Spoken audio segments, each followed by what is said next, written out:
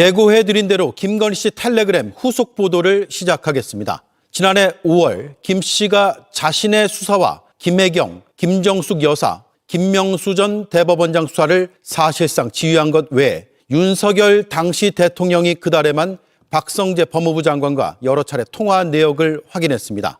김 씨가 법무부 장관에게 텔레그램을 보낸 같은 달인데 그 시점과 정황으로 비교해 보면 V1의 전화와 V0의 텔레그램 서로 무관치 않아 보입니다. 김혜리 기자가 취재했습니다. 김건희 씨는 박성재 전 법무부 장관에게 지난해 5월 텔레그램을 보냈습니다. 내 수사는 어떻게 되고 있냐며 대검이 맡고 있냐고 했고 김정숙, 김혜경 수사는 어떻게 되어가냐고 했습니다. 그리고 김명수 수사는 2년이 넘었는데 왜 방치되고 있냐고 질책하듯 물었습니다. 아무것도 아닌 대통령 부인이 검찰총장을 지휘하는 법무부 장관에게 부적절한 문자를 보낸 겁니다. 그런데 JTBC가 확보한 통화 내역에 따르면 윤 전 대통령은 김건희 씨가 메시지를 보내기 전후로 박 전 장관에게 여러 차례 전화했습니다. 지난해 5월 2일 이원석 당시 검찰총장은 서울중앙지검에 김건희 씨 명품백 사건 수사 전담팀 구성을 지시했습니다. 그리고 이틀 뒤인 4일 오전 9시 36분 윤 전 대통령은 박 전 장관과 약 1시간 15분간 통화했습니다. 김건희 씨가 박 전 장관에게 텔레그램 메시지를 보내기 바로 전날입니다. 박 전 장관이 검찰총장을 패싱하고 대규모 인사를 내기 직전에도 전화가 집중적으로 이뤄졌습니다. 인사 전날인 5월 12일 윤 전 대통령은 박 전 장관에게 4번 전화를 걸었습니다. 통화는 총 42분간 이뤄졌습니다. 그리고 5월 15일 오전 8시 12분쯤 박 전 장관은 윤 전 대통령에게 전화를 걸어 약 10분간 통화를 했습니다. 이처럼 윤 전 대통령이 길을 터주고 김건희 씨가 수사에 관여한 게 아니냐는 의혹이 제기되는 이유입니다. 지난해 5월 김건희 씨 수사 지휘 라인은 전부 교체됐고 김건희 씨는 황제 조사를 받은 뒤 명품백 사건과 주가 조작 사건 모두 무혐의 처분을 받았습니다. 대통령은 검찰 수사를 지휘할 수 없고 당연 법무부 장관에게 지시할 수 없습니다. 대통령 부인이 장관에게 연락한 건 그 자체로 매우 부적절합니다. 모두 수사로 밝혀져야 할 부분입니다. JTBC 김혜리입니다. 네, 정리하면 지난해 5월 당시 윤석열 대통령은 박성재 법무부 장관에게 전화를 했습니다. 그리고 같은 달 김건희 씨가 박성재 장관에게 텔레그램을 보냈습니다. 당시 대통령은 사정기관을 담당하는 민정수석에게도 여러 차례 전화했습니다. V0를 위해 전방위로 뛰었던 걸로 보입니다. 당시 검찰은 디올백 전담팀을 꾸리고 김건희 씨 소환을 논의하고 있었습니다. 윤정주 기자입니다. 대통령실은 민정수석실을 새로 만들고 지난해 5월 7일 이 자리에 김주현 전 민정수석이 임명됩니다. 윤 전 대통령이 대선 때 내건 민정수석실 폐지 공약을 번복하고 임명한 인사입니다. 대통령의 제가 당선이 되면 어떠한 사정과 수사에도 일절 관여하지 않겠다는 뜻에서 민정수석실을 폐지하겠다는 말씀을. 김건희 씨 수사를 위해 검찰이 명품백 전담팀을 꾸린 직후입니다. 이 때문에 임명 당시부터 검찰에 대한 장악력을 의식한 인사란 지적이 나왔습니다. 특히 윤석열 전 대통령은 같은 날 김주현 민정수석에게 집중적으로 전화했습니다. 검찰 인사 발표 다음 날인 지난해 5월 15일 두 차례에 걸쳐 16분간 통화했습니다. 지난해 5월에만 윤 전 대통령은 민정수석과 무려 23차례나 전화합니다. V0라 불리던 김건희 씨가 법무부 장관의 월권적 메시지를 보낼 무렵 남편인 대통령은 사정기관을 책임지는 두 축, 법무장관과 민정수석에게 잇따라 전화를 한 겁니다. 김 전 수석은 연수원 18기로 27기인 이원석 당시 검찰총장보다 9기수 선배입니다. 윤 전 대통령 부부가 박성재 전 장관에게 연락할 무렵 윤 전 대통령과 김 전 수석이 집중적으로 통화한 만큼 김건희 씨 수사와 관련된 내용으로 소통한 것인지 확인이 필요해 보입니다. JTBC 윤정주입니다. 네, 대통령 배우자 수사를 막기 위해 대통령 부부가 전방위적으로 움직였다는 내용을 전해드렸습니다. 박병영 기자가 나와 있습니다. 김건희 씨가 박성재 전 장관에게 텔레그램을 보낸 그달, 지난해 5월이잖아요. 다시 한번 정리를 해볼까요? 예, 지난해 5월은 김건희 수사를 해야 한다는 이원석 검찰총장과 이에 부정적이었던 박성재 법무부 장관의 갈등이 극에 달했던 때입니다. 검찰총장은 사건 수사를 지휘하고 그런 총장을 지휘하는 게 법무부 장관입니다. 총장의 지시로 명품백 전담팀이 꾸려지자 법무부는 검찰 물갈이 인사를 단행했습니다. 검찰총장이 완전히 패싱된 인사였습니다. 바로 이런 상황에서 김건희 씨가 법무부 장관에게 본인 수사는 어떻게 되고 있냐라는 텔레그램까지 보냈습니다. 김혜경, 김정숙 두 여사 수사까지 체근하며 장관을 질책했고 대통령이 법무부 장관에게 직접 연락을 하기도 한 겁니다. 예, 다시 한번 정리해 볼게요. 지난해 5월 5일 김건희 씨가 텔레그램 메시지를 보낸 거죠. 맞습니다. 박성재 전 장관에게요. 그리고 박성재 전 장관에게 윤석열 대통령, 당시 대통령이 전화해서 통화한 게 5월 15일이네요. 맞습니다. 예. 자, 그리고 동시에 사정기관을 담당하는 대통령실의 민정수석에게도 전화를 했다는 거죠. 예, 앞서 보신 대로입니다. 일단 김주현 전 민정수석에 임명된 배경을 주목해 볼 필요가 있습니다.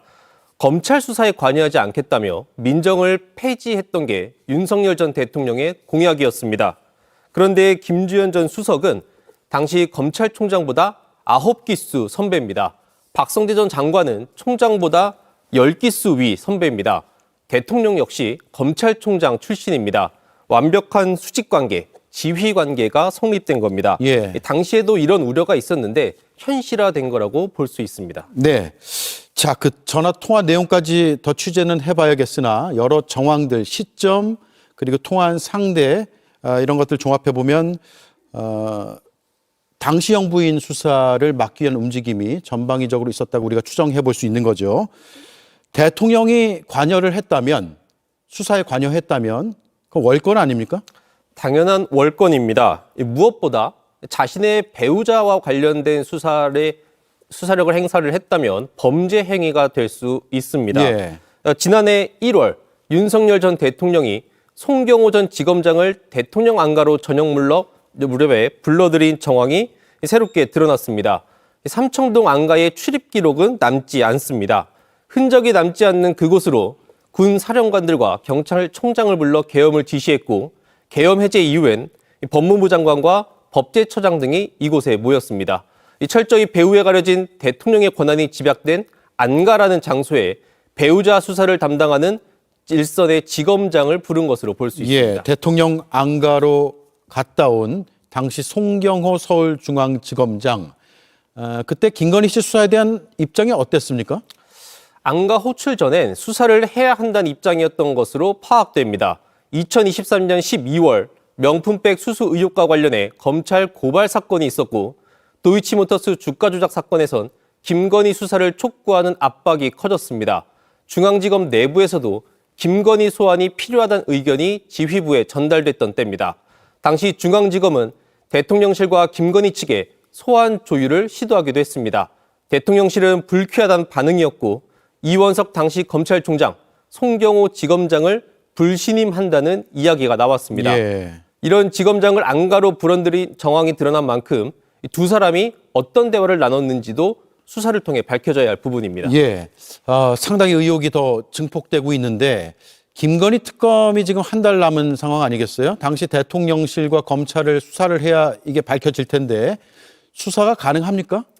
김건희 특검에서는 지금 도이치 주가 조작 사건과 명품백 의혹 사건의 무혐의 처분 과정을 들여다보고 있습니다. 담당 검사들을 직무유기 등의 혐의로 수사 중인데 결국 모든 의혹의 정점은 윤석열 전 대통령입니다. 김건희 특검은 약 한 달간의 수사 기간만을 남겨놓고 있습니다.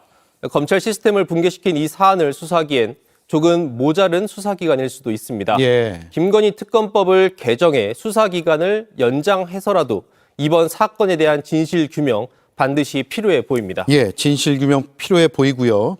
이게 거슬러 올라가 보면 비상계엄과 연관이 돼 있을 수도 있다는 추정까지도 가능하죠. 그게 팩트인지 아닌지를 따져보려면 수사가 필요하고요. 잘 들었습니다. 박병현 기자였습니다. 수고했습니다. 네, 김건희 얘기부터 해보겠습니다. 뭐 어제도 이 소식을 전해드리기는 했는데 김건희가 V0가 맞았어. 너무 이제 그 누구도 부인을 못해요. 이제 법무부 장관한테 직접적으로 지시를 막 해요. 아니 김혜경, 김정숙 여사 수사 왜 안 돼? 해. 하면 또 해요. 그다음에 김명수 전 대법원장 수사 왜 안 해? 하면 또 2달 뒤에 막 소환을 통보하고 막 이래.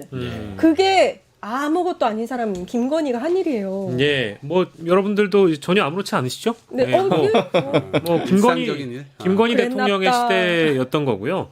근데 이거는 이제 여러 최근에 나왔던 관련 보도랑 종합해가지고 연결지어 보면 너무 당연한 일인 것 같습니다. 그러니까 윤석열은 술 먹기 바빴기 때문에 실제 일은 김건희가 다 했다. 혹은 김건희가 적어도 국정 운영의 절반 정도는 뭐 할애하지 않았을까 그런 생각이 좀 들고요. 네, 그래서 뭐 김건희, 윤석열 정치 공동체, 공동 운영 체제였다라고 저는 봐야 될 것 같고 기억나시겠습니다만은 윤석열하고 김건희가 해외 순방 갔다 왔다가 한번 이 비행기에서 쫙 내려와요. 네. 내려오고 이제 갑자기 윤석열이랑 쭉 윤석열이 국무위원들하고 알지, 막 알지.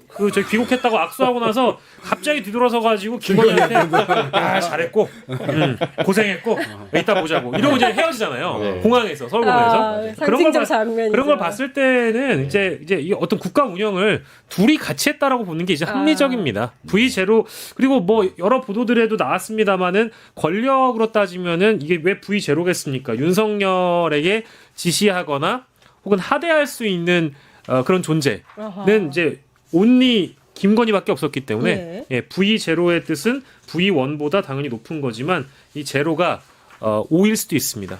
VIP 온리.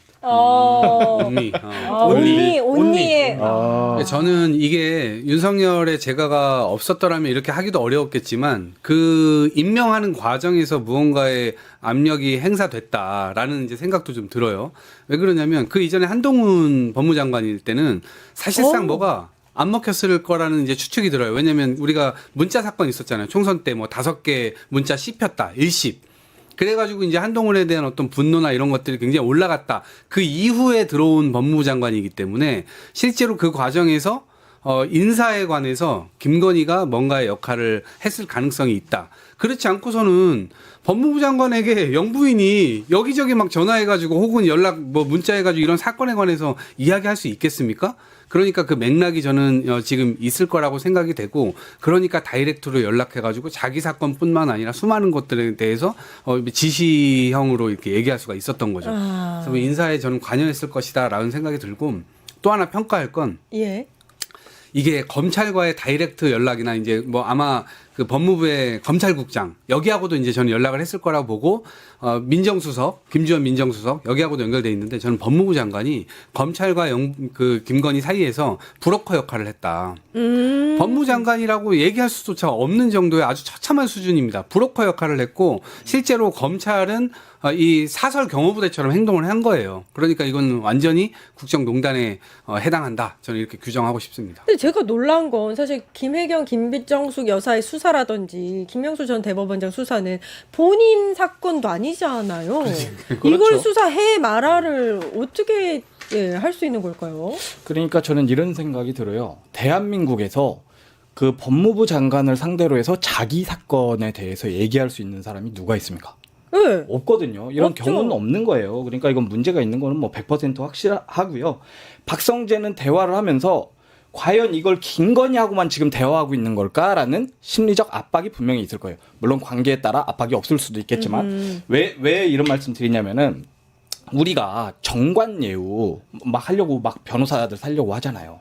왜 그럼 그 비싼 돈 줘서 사냐 하면은 자기 사건이 지금 어느 단계에서 있는 건지만 알아도 변할 때 굉장히 유리한 조건이거든요. 그러니까 이게 묻는 게 그냥 묻는 게 아니에요. 뭐 예를 들어서 정관예우 변호사 살려면 정보료만 수천만 원 수억 대가 되는 그 정도의 정보 가치가 있는 거예요. 그러니까 대한민국에서 할 수 없는 누구도 할 수 없는 일을 장관하고 이렇게 둘이 하게 된 거죠. 저는 그런 측면에서 봤을 때 너무 무리한 일인 거고 또 그것이 어떤 의미를 갖고 있는 건지조차 깨닫지 못하는 이런 김건희에 대해서 우리가 참 참담하게 보고 있는 거죠. 근데 이 대화가 박성재랑 김건희만의 이 둘의 대화가 아니에요. 지금 저희가 문자를 그래픽으로 보여드리고 있는데 보면 보완요 라든지 확인 필요 이런 건 사실 보좌관들이 윗선에 보고하는 방식 내지는 검찰에서 쓰는 단어들 뭐 이런 거잖아요. 공식적인 어떤 보고 라인에서 쓰는 단어라서. 저는 앵커님이 너무 김건희 씨를 이렇게 좀 무시하시는 발언을 하신 것 같아요. 이거 박성재가 했던 말인데 이거. 네네, 뭐 법무부 장관을 무시하시는 거 아닙니까? 근데 일단은 첫 번째로는 전제해야 될 게 검찰 관련 상황 분석의 이 제목에 글을 보냈다라는 거 이거 이제 지라시거든요. 네. 그러니까 이제 흔히 이제 우리가 얘기하는 받은 글, 정보지 관련된 거를 박성재 쪽에다가 보내면서 보안을 지켜달라라는 얘기를 이제 갖다 붙인 겁니다. 근데 이제 김건희는 최재형 목사와 텔레그램 내지는 그 카톡을 나누면서 나눴던 내용을 보면은 그때는 이제 보안이라는 표현이 아니라 보완이라고 써요. 그래서 최재형 목사가 보완이 아니라 보안이라고 얘기해 주거든요. 지적을 해줘요. 그때 이후로는 아마 이제 이 보안이라는 단어가 학습이 된 모양이고, 그래서 이 문건의 내용을 공유를 하면서 보안이라고 붙인 거 보니까 김건희 쪽에서 보낸 건 맞는데, 중요한 건 이런 외피적인 부분, 껍데기가 문제가 아니고 내용이죠. 내용을 보면은 중앙지검, 대검, 중간 간부급 상의 없이 검찰총장의 전격 지시냐. 그러니까 이게 이원석 검찰총장 당시였기 때문에 김건희에 대한 수사팀을 이제 구성하는 문제에 대해서 이런 지라시가 돌고 있으니까 이거 뭐냐. 시중에 이런 그 문건이 돌고 있다. 당신 이거 알고 있느냐. 이거 뭐냐. 국민들도 궁금해하고 있다. 라는 식으로 마치 제3자적 관점에서 자기 사안을 법무부 장관한테 보낸 거고, 김창진 1차장 특별수사팀 구성 필요성 보고 사실인지 확인 필요하다. 법무부 검찰국장이 수사팀 구성 관여할 수 있는 만큼 어떤 취지로 수사팀 구성하고자 한 것인지. 그러니까 이거는 내용으로 봤을 때는 분명히 김건희에게 귀띔해준 사람이 있는 것 같아요. 이대로 복붙한 것 같은데. 그러니까 뭔가 김건희한테 보냈고. 그러니까 복붙을 하더라도 김건희도 검사의 아내로서 오랜 기간 검찰 내부의 조직이라든지 그 인적 구성에 대한 어느 정도 그 내용 학습이 되어 있기 때문에 찌라시를 보고 이거는 법무부 장관을 보라고 보내줘야 되겠다. 그렇죠. 이거 검토해보라고 해야 되겠다라고 보내주면서 보안요라고 이제 붙인 것 같아요. 제가 보기엔 그렇습니다. 그럴 수도 있고. 근데 제가 보기로는 이거는 누군가가 써서 김건희한테 텔레그램으로 보낸 것 같고. 막 법률 비서관 막 이런 사람 아니야 이거? 그럴 수도 있죠. 여러 가지 그럴 수 있는데, 왜냐하면 띄어쓰기라든가 이거 특히 오른쪽에 그 한 거 수사팀 구성하고자 한 것인지 이거 김건희였으면 다 붙였었을 다 겁니다. 붙였었어. 중간에 마침표도 찍어 원래. 네, 점점점 막 찍고 이제 최재형 목사와 했었을 때 그렇게 말도 안 되는 많잖아요. 네, 그런 거 했었잖아요. 그러니까 이거는 누군가가 이제 해줬던 사람들이 있었던 것 같고, 그걸 그대로 법무부 장관한테 보낼 수 있는 그 사람이 보낼 수는 없었으니까 결국 김건희를 통해서 뭔가를 한 건데, 김건희가 이걸 보냈을 가능성이 크고, 어쨌거나 이 내용 자체도 굉장히 부적절하지만 그렇게 보낸다는 것 자체도 이게 본인 스스로가 대통령 위에 있다는 생각이 아니고서야, 그리고 받는 법무부 장관 역시도 그런 부분들에 대한 용인, 이해 이런 게 없다면 이렇게 할 수 있을 리가 없는 거죠. 그래서 저는 지시로 보여요. 왜냐하면은 박성재 그럼 받는 사람 입장에서는 확인 필요하다라고 했잖아요. 예. 그러면 뭔가 확인해서 알려줘야 될 것 같은 느낌이 해야죠. 들잖아요. 예. 그러니까 이 둘의 관계에 따라서 이것에 대한 좀 차이가 있지만, 저는 이 문자와 그리고 그 전에 뭐 연락과의 관계를 보면은 박성재가 이것은 확인해서 굉장히 알려주려고 노력도 하지 않았을까? 물론 그것은 더 다른 이제 증거와 이런 것으로 추론을 해야 되는 문제지만 지시에 가까운 저는 표현이라고 봅니다. 그거 지금 특검이 확인하고 있어요. 예. 이런 얘기를 보내면 저쪽에서 어떻게 했는지. 근데 결과가 이미 나온 건 있어. 수사 전담부를 꾸리라고 해서 검찰총장이, 이원석 검찰총장이 꾸렸는데 그거 다 교체되고 그랬었잖아요. 그렇죠. 예. 그러니까 그런 것들은 이미 그게 그러면은, 5월 2일 날 이 그때 당시 검찰총장이었죠. 이원석 검찰총장이 지시를 내리잖아요. 이 수사팀을 빨리 꾸려가지고 국민의 눈높이에서 맞는 이 수사를 해라. 이렇게 했고 5월 9일 날 인사가 나잖아요. 예. 5월 9일 날 바로. 예. 네. 그런데 이때 당시에 검찰총장이 나와가지고 인터뷰를 하는데 법불악의, 법은 권력에 아부하지 않습니다. 이런 얘기를 멋있는 말을 하지만 결국에는 인사가 났었을 때 뭔가 이거 어떻게 생각하냐라고 하니까 15초 침묵을 했잖아요. 그러니까 이런 부분들에 있어서 본인도 굉장히 모멸감을 느꼈을 거예요. 본인도 모르게 인사가 대통령실하고 서로 얘기가 돼가지고 그냥 바로 진행이 됐었기 때문에 사실상 역사상 최약체의 검찰총장의 모습을 보였다라고 하는데, 그 이면에는 이렇게 김건희의 힘이 작용되고 있었던 거죠. 그 법불 악의가 맞아요. 그러니까 김건희 보라고 들으라고 한 거. 법은 얼마나 화가 권력에 났을까 아부하지 그래서. 않는다. 그래서 저는 지금 돌이켜 보면은 이원석 검찰총장의 어떤 당시의 어떤 행동들은 좀 오히려 재평가받아야 될 수준 아닌가라는 수준까지 7초 저는 침묵 막 생각을 이런 해요. 거. 예, 네. 맞습니다. 지금 그 뒤로 검찰이 쭉 망가져가는 모습 우리가 다 눈으로 목도하지 않았습니까? 그래서 그런 포인트도 하나가 있고, 그 당시 김주현 인사통이라고 하는 김주현 민정수석이 왜 저 자리에 왔을까? 법사위에서도 많은 의원들이 되게 궁금해했거든요. 예. 근데 엿새 만에 그 김건희 수사 지휘부가 전격 다 교체돼 버려요. 그러니까 분명히 그 사이에 있었던 김건희와 박성재와의 대화와 이런 어떤 과정 속에서 이런 교감 속에서 지휘부가 다 교체되는 것이 하나의 시나리오처럼 흘러간다라고 저희는 해석할 수밖에 없죠. 뭐 이원석 총장에 대해서 저는 사실 좋은 말씀을 드릴 건 뭐 전혀 없고 예. 왜냐하면은 뭐 이제 이원석 전 총장의 경우에도 윤석열과 어찌 보면 윤석열 라인이라고 할 수 있는 사람인 거잖아요. 근데 그때 당시에 자신이 실제 하고픈 바를 이루고 싶었다라면은 적어도 과거 윤석열의 결기 정도는 있어야 되는 거 아니겠습니까? 근데 가만 살펴보면은 인사가 났을 때도 인사는 인사, 수사는 수사, 뭐 이제 이런 말 같지도 않은 얘기를 기자들 앞에서 떠들어댔었고 그러게 결국 쫓겨나는 거잖아요. 그러니까 이게 뭐 자존심은 있는데 하고 그 어떤 일을 수사에 옮길 용기는 없었던 거라고 보고 저는 뭐 심우정이나 이원석이나 이때 당시에 윤석열 정부에서 검찰총장을 역임했던 사람들이 대부분 다 한 통속이었다고 저는 보는 거고요. 다만 아쉽죠. 그때 뭔가 좀 제대로 바로잡을 만한 검찰에 누군가가 있었다라고 한다면 이 지경은 안 됐을 텐데 그 권력을 결국 이겨내지 못하고 권력 앞에 무릎 꿇는 정치 검찰들의 말로일 뿐이라고 저는 꼭 평가를 드리고 싶습니다. 당시에 이제 그런 얘기가 있었어요. 검사위에 여사 있다. 네, 그게 이제 사실로 밝혀졌다. 뭐 이렇게 보면 될 것 같아요. 여사 위에는 여사위에 아무도 없죠. 법사가 있죠. 네. 법사가. 여사 위에 법사가 있죠. 그러네. 근데 이제 김건희 피셜로는 내가 웬만한 무속인들보다 더 나으니까 김건희 입장에서는 법사 위에 나는 여사가 되는 거겠죠. 그렇네. 근데 일단 어제 그 유경옥 비서 있지 않습니까? 네. 근데 그 여사위에 그 법사 있는데 김건희는 법사 쪽으로 좀 이제 그 가방 바꾸라는 거를 씌우려고 했던 그런 증언을 했네요. 예. 네. 건진 심부름으로 해주면 안 되겠냐. 그렇게 얘기를 했다. 예. 유경옥 비서가 그렇게 불었습니다.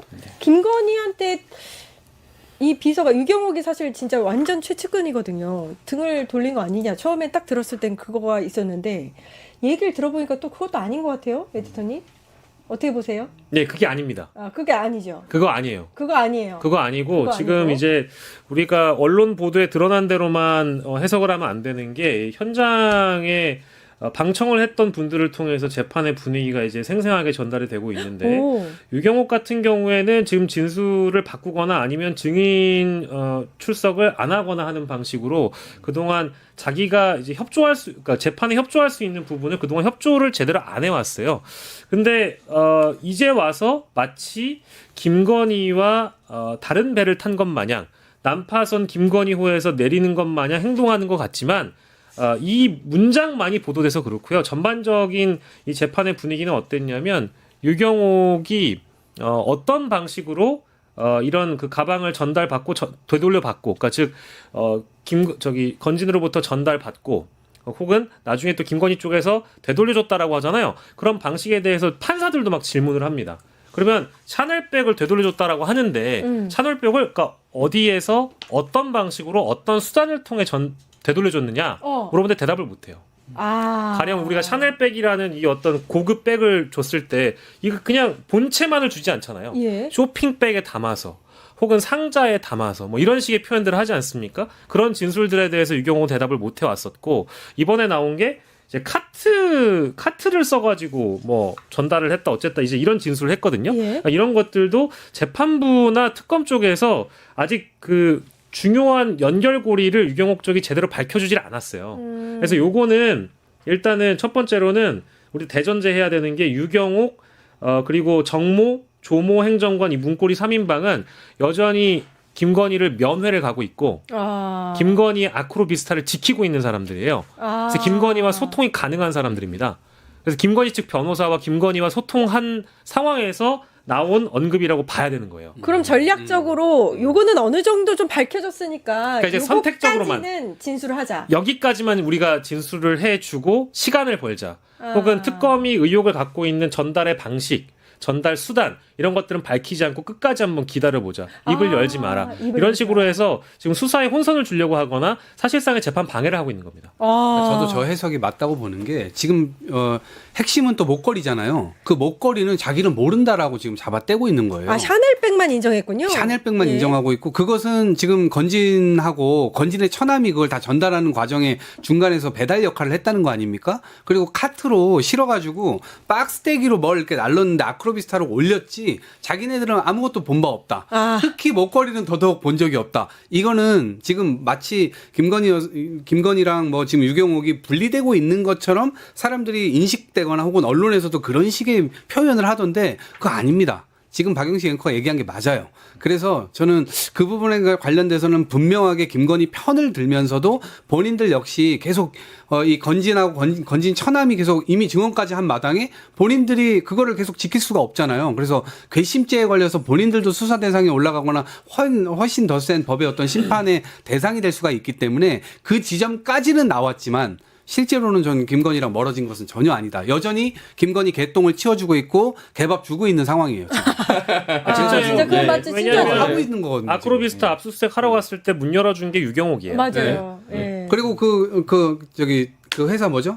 회사 코바나 김건희 회사. 콘텐츠. 코바나 콘텐츠 거기 갔을 땐 또 다른 비서. 그쵸. 그 사람이 나오고. 그 특검도 깜짝 놀랐다는 거 아닙니까? 예. 아니 여전히. 두 분의 평가가 확실히 저도 동의가 되는 게 정말 등을 돌리려고 하면은 유경옥을 통해서 뭔가 새로운 것들이 좀 나와줘야 되거든요. 예. 그러니까 기존에 숨겼던 어떤 다른 선물이 있다든가 그래서 그런 것들을 스스로 이실직고 하는 뭐 예컨대 사라진 컨테이너라든가 이런 것들에 대한 존재들을 좀 더 얘기를 해줘야 이것이 등을 돌렸다라고 표현할 수 있는 게 맞다. 그리고 지금 하는 것은 그 입을 맞춘다 이런 것들은 또 말도 안 되는 것이 샤넬 직원이라든가 지금 예를 들어서 명품 샵의 직원들에 대한 다 압수수색이나 진술들이 상당히 많이 확보가 됐기 때문에 그 둘이서 지금 뭐 어떤 식으로 입을 맞춘다 한들 객관적으로 확보된 증거와 증언에 의해서 다 배척당할 수밖에 없는 그런 상황에 있기 때문에 지금 뭔가 등을 돌렸다라고 평가할 수 있는 상황은 전혀 아닌 것 같습니다. 우리는 속지 않습니다. 유경옥의 예. 진술을 이렇게 보면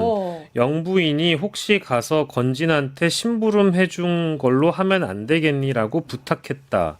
그러니까 이거는 이제 김건희 쪽에게 뭔가 책임을 돌리는 것처럼 들리지만 그게 아니라 이것도 만약에 김건희가 이 정도까지는 네가 얘기를 해야 너도 안전해. 라고 합의할 수 있는 거잖아요. 김건희 쪽에서. 지금 일단 그렇게 보면 될 것 같고, 그리고 아까 이제 그래프 목걸이 얘기를 해주셨는데 그래프는 지금 인정 안 하고 있잖아요. 근데 이거는 법리적으로 보면 일단 지금 받고 있는 혐의를 넘어서서 특정경제가중처벌 이제 그게 하나가 있고, 그리고 알선수재가 될 수 있는 거 더 넘어서는 그래프 목걸이를 인정해버리면 굉장히 많은 부분이 꼬여요. 가령 예를 들면 지금 추경호도 이제 오늘 체포동의안이 가결이 됐습니다만은 국민의힘과 연결될 수 있는 사안이 그래프 목걸이는 좀 크거든요. 이제 통일교인들이 국민의힘에 당원으로 가입하는 조건으로 이 그래프 목걸이가 전해졌다라는 것을 이제 인정을 해버리게 되면은 국민의힘도 무너지죠. 국민의힘은 지금까지도 윤석열, 김건희에 대해서 순절하지 못하고 있잖아요. 예. 가장 어찌 보면 제도권 정당에서 가장 자신 둘을 비호해주는 곳이 국민의힘인데 국민의힘까지 무너지게 만들 수는 없지 않습니까? 그러니까 그래프 목걸이를 인정하면 안 되는 것이고, 김건희 개인으로 좁혀본다라고 하면 당연히 아까 얘기했던 그 법리적인 부분들도 형이 가중이 된단 말이에요. 알선수재 뭐 혹은 정치자금법 등등 뭐 여러 가지 혐의들이 또 추가로 덧붙일 수 있기 때문에 금액이 너무 커져요. 그게 몇 천만 원짜리 목걸이 아닙니까? 그걸 인정하지 않고 있는 거죠. 이 사람들은 뭔가 행동을 하면 이쪽 김건희 쪽 사람들은 일단 의심하고 봐야 돼. 그대로 믿으면 그럼요. 안 돼요. 당연하죠. 예. 꼬아서 한번 다시 한번 뭐는 생각해. 진실이며 뭐는 뭔가, 거짓이겠어요. 지금. 뭐가 전략인가. 입만 열면 구라 예. 이게 맞죠. 사실은 이게 MBC 단독으로 나온 건데요. 그 김건희 씨가 박성재 전 법무부 장관한테 막 문자 같은 거 보내고 텔레 보내면서 이래라 저래라 막 얘기했다는 거 있잖아요. 그게 5월 15일 날 새벽 4시에 이원석 총장 관련된 그 찌라시를 보냈었어요. 그랬는데 윤석열 씨 때 똑같은 걸 보냈다네요.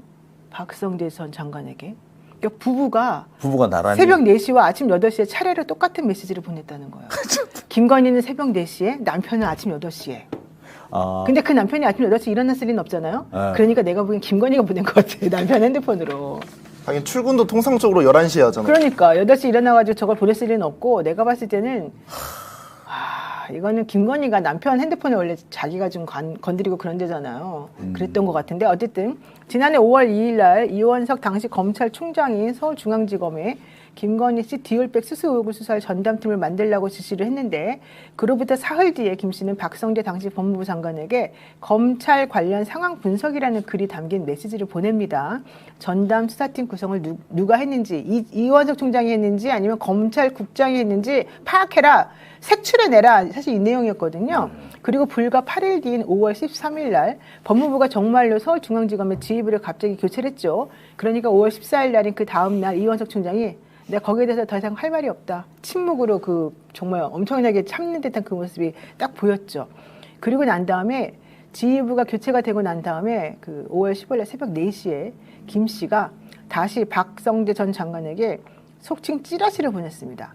이원석 검찰총장이 사퇴 요구를 받은 뒤 항의성으로 김건희에 대한 신속 수사를 지휘했고 결국 수사팀 지휘부가 교체됐다는 내용인데 그 똑같은 찌라시를 아침 8시에 윤석열도 보낸 것입니다. 참네요, 진짜. 아이고, 어쨌든 중요한 거는 윤석열과 김건희는 한 몸이었다. 부부가 쌍으로 법무부 장관을 압박하면서 야, 내가 너 여기 앉혀줬잖아. 내 말 들어야지. 이렇게 좀 얘기한 것으로 좀 보이거든요. 근데 한번 우리가 전 세계적으로 알아볼 필요는 있을 것 같아요. 전 세계적으로? 법무부 장관한테 텔레그램으로 직접 지시를 이래라 저래라 내리는 사례가 있나. 이거는 저는 진짜 듣도 보도 못한 얘기라. 왜냐하면은 물론 대통령의 가족들이 어떤 개입한 경우가 있을까. 그러려면 본인이 무슨 보좌관이라든지 뭐 고문이라든지 이렇게 직함을 가지고 하는 경우가 있고 대부분은 뭐 비서관이라든지 뭐 비서실장을 통해서 장관한테 이야기지 이렇게 자기가 직접 텔레그램으로 전화도 아니고 저런 경우는 거의 없지 않나 싶은데요. 아니 그러니까 누가 솔직히 그런 짓을 하겠습니까? 말이 안 되는 거죠. 자기가 대통령보다 더 높은 자리에 있다고 생각하니까 저때 짓을 할 수 있는 거고 박성재 너는 내 꼬봉이야 이러니까 사실 저런 짓을 한 거죠. 게다가 국정원장한테도 문자 보내고 막 여러 사람한테 계속 보냈잖아요. 이 김건희 씨는. 아니 그리고 이제 내용을 알아보는 것도 뭐 분명한 얘기가 아니라 어디서 듣고 온 찌라시 같은 걸 막 보내요. 찌라시 이거 맞나 확인해봐라. 이게 진짜 상상할 수 있는 일인가 싶습니다.